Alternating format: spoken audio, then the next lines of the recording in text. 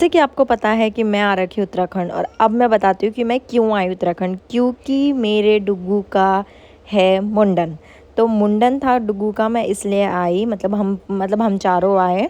और जैसे कि आपने देखा, मैंने आपको पिछले व्लॉग में बताया था कि हमने कोटद्वार से मिठाई ली और फिर लग गए हम रास्ते। और रास्ते में ना रोड टूट रखी थी, इसलिए हमें 2 घंटे लेट हो गया। मतलब हमें घर जाने में, मतलब अपने घर जाने में, गाँव जाने में उत्तराखंड वाले।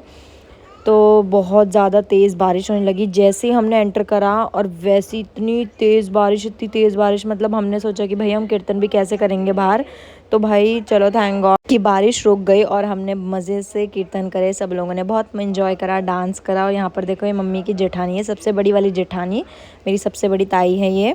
और भाभी भी डांस कर रही है, डुग्गू की मम्मी है ये, मेरी भाभी है। तो तीनों तीनों लगे हैं डांस करने में। फिर उसके बाद जो भी प्रसाद वसाद होता है कीर्तन का, हमने वो खाया। और उसके बाद हमने करी रात के खाने की तैयारी।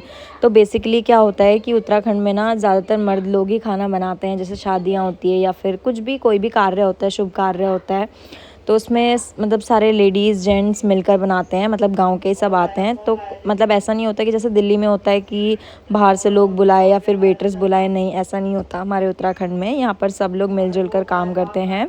फिर ये मेरी है छोटी ताई, जो डुग्गू का मतलब बाल बांध रही है हिस्सों में, पार्टीशन करके बाल मतलब काट नहीं रही है, काटेंगी तो सुबह।